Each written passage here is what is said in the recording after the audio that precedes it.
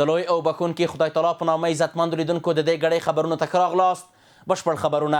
په کابل کې د ایران سفیر علیرضا بیګدري د اسلامي امارت د کارونو پټرولیم له وزیر سره کتلي او د ایراني شرکتونو لیوالتیا اعلان کړې ده چې په افغانستان کې د تیلو او اوسپنې کارونو په سکتور کې پانګونه وکړي. د کارونو پټرولیم وزارت ویاند همایون افغان ویلي چې په دې غونډه کې د اقتصادي همکاریو پیاوړتیا او د دوه اړخیزو اړیکو ښه کولو په اړه هم خبرې شوي دي. د نوموړي په وینا په کابل کې د ایران سفیر د افغانستان امنیت او کارونه په دوه اړخیزو همکاریو د پراختیا لپاره یو ښه فرصت ګڼلی دی. په تیرو 4 کلونو کې د سیمې له هیوادونو سره د اسلامي امارت د ښو اقتصادي اړیکو پیاوړتیا ته په پام سره ایران د هغو هیوادونو په ډله کې دی چې د افغانستان د ښو اقتصادي شریکانو په توګه پیژندل کیږي. په دې وروستیو کې په کابل کې د ایران سفیر علیرضا بیګدري د کانونو پټرولیم وزیر سره په یو لیدنه کې د افغانستان د کانونو په سکتور کې د پانګونې لپاره د ایراني شرکتونو لیوالتیا اعلان کړه او ویل چې د افغانستان امنیت او قانون د دوه اړخیزو همکاریو د پراختیا لپاره یو ښه فرصت دی. د کانونو او پټرولیم وزارت ویان همایون افغان وایي چې د کانونو پټرولیم وزیر هدایت الله بدري د ایران له دې اقدام ستاینه کړې او په دې برخه کې د همکارۍ لپاره چمتووالی ښودلی دی. د ښاغلي افغان پر وینا په دې غونډه کې د اقتصادي همکاریو د پیاوړتیا او د دوه اړخیزو اړیکو د ښه کولو په اړه هم خبرې شوې دي.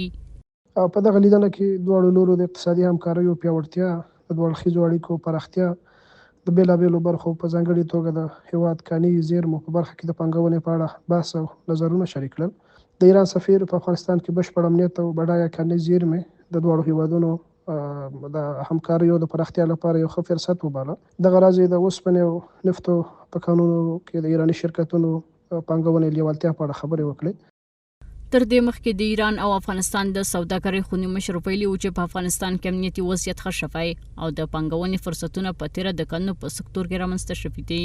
په ورته وخت کې د ایران د قارون د آزاد سوداګرۍ زون د سازمان مرستیال وایي چې افغان سوداګر غواړي پانګونه وکړي او له ایران سره سوداګري زیاته کړي. له پاکستان سره د سرحدي لارو له تړلو وروسته اسلامي امارت ایران د سوداګرۍ لپاره د بدیل لارې په توګه غوره کړی دی او افغان سوداګر هم خپل سوداګریز توکي له دې لارې واردوي. در صورتی که ایران بتونه افغانستان در بخش معدنکاری همکاری بکنه این میتونه خیلی به سود افغانستان باشه، چون ایران تجربه کافی در قسمت استخراج معادن داره و همچنان اونا ماشینری و تکنولوژی در اختیار دارد. در صورتی که در این بخشا افغانستان همکاری بکنن و همچنان در قسمت آموزش کارمندان افغان در بحث معدنکاری اینا همکاری بکنن بدون شک میدان خیلی به سود افغانستان باشه. د ازبکستان د احصایې ملي کمیټې هم اعلان وکړ چې په 2025م کال کې صادرات د تیر کال په پرتله 40% زیات شوي دي. د ادارې پر وینا سږ افغانستان ته د ازبکستان د صادراتو اصلي توکي برېښنا، خواړه، درمل او صنعتي تجهیزات وو چې له امله یې افغانستان له 5م ځای څخه د ازبکستان د صادراتو 3م ځای ته لوړ شوی دی. د ایران پولیسو په دې وروستیو کې د 45 افغان اتباعو د نیولو اعلان کړی دی. د ایران د مازندران ښار د تکنابون ښار والي د هیواد له اتباعو څخه غوښتي چې په خپلو فابریکو کې افغان اتباعو له ګمارنې څخه ډډه وکړي. افغانستان سږکال له بیلابیلو هیوادونو د کډوالو د بېساري ایستلو شاهد دی. ایران او پاکستان د هغو هیوادونو په ډله کې وو چې د افغان کډوالو د توقیف او ایستلو کچه یې لوړه وه. د افغانستان د دوو ګاونډیانو د هغو افغانانو ژوند هم ستونزمن کړی چې له کلونو راهیسې په دې هیوادونو کې ژوند کوي، تر دې کچې چې افغانان په ازاده توګه ژوند نشي کولی. د ایران پولیسو په دې وروستیو کې د مازندران په تنکابن سیمه کې د 43 افغان کډوالو له نیولو خبر ورکړی چې قانوني اسناد یې نه درلودل. د تنکابن د پولیسو قماندان بهادر دیلمی ایرانی کارګمارونکو او د هغه هیواد اتباعو ته خبرداری ورکړی چې د قانوني اسنادو پرته د افغان اتباعو له ګمارلو ډډه وکړي، کنه نو دوی به محاکمه شي. په ښار کې د غیر مجاز بهرنیو اتباعو د شتون په اړه د راپورونو وروسته پولیس د دې موضوع د څېړلو لپاره راوغوښتل شول. د استخباراتي کارونو له لارې د پولیسو استخبارات، امنیت او قانون پلي کوونکو افسرانو د 43 غیر مجاز بهرنیو اتباعو په پیژندلو کې بریالي شول او د قضایي همغږۍ وروسته یې په خپلو پټنځایونو کې ونیول.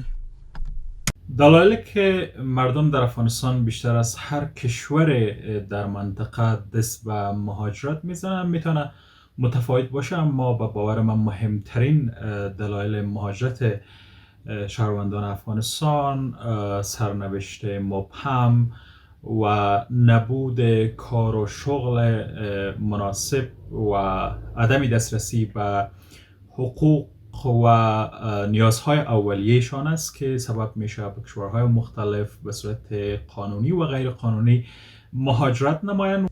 ایران د 43 افغان اتباو له نیولو خبر ورکړی په داسې حال کې چې د هغه هیواد د کورنیو چارو وزارت د اتباو د چارو مرکز مشر نندریار احمدي مخکې راپور ورکړی و چې اوس مهال په ایران کې یوازې 15 میلیونه افغانان شتون لري او د غیر قانوني اتباو د بیرته راستنېدو پلان تر نامه لاندې له هغه هیواد د افغانانو د ایستلو د پروسې له پیل راهیسې 1.8 میلیونه کسان له ایران ایستل شوي دي.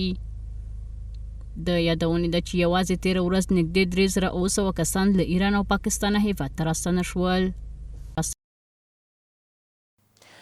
د غوربند کپ په نوم د والیبال یو ټورنمنټ د پروان ولایت د مرکز او ولسوالیو څخه د 14 ټیمونو په ګډون ترسره شو. د غوربند کپ والیبال سیالیو دوهم پړاو د پروان ولایت په سیاهګرد ولسوالۍ کې د مرکز او ولسوالیو د 14 ټیمونو په ګډون ترسره شو چې موخه یې د لوبغاړو هڅونه او له نشې توکو لرې ساتل دي. په دې سیالیو کې د پروان ولایت د بېلابېلو ولسوالیو لوبغاړي ډګر ته ننوتل او د یو بل پر وړاندې یې سیالۍ ترسره کړه. د دې سیالۍ په وروستۍ لوبه کې د دهنو او غوربند سټار لوبډلې یو بل سره مخامخ شوې او د اتلولۍ د لقب لپاره یې سیالي وکړه. مسابقات جام والیبال غوربند که است سالانه برگزار میشه و امسال هم دومین دور مسابقات بود که بین 15 تیم برگزار شد و امروز هم ما شاهد فاینال و بازی‌های سیمی فاینال بودیم که در مسابقات فاینال تیم غوربند استار و اتحاد دینو دیگه بازی کردن و با پیروزی تیم اتحاد دینو به پایان رسید و تیم اتحاد دینو مقام اول گرفت و تیم غوربند استار مقام دوم. مردم غوربند در همه رشته‌های ورزشی شوق علاقه خاصی دارند، مخصوصا در رشته والیبال که شاهدش هستیم. ما شما می‌بینید که تماشاچی‌ها به حد و به اندازه آمده بودن و علاقه خاص دارند. یو شمېر لوبغاړو هم د دې سیالیو ترسره کول د سپورت د ودې او د ځوانانو ترمنځ د هڅونې د رامنځته کولو لپاره یو مهم ګام ګڼي او له چارواکو غواړي چې لوبغاړو ته هر اړخیز ملاتړ چمتو کړي.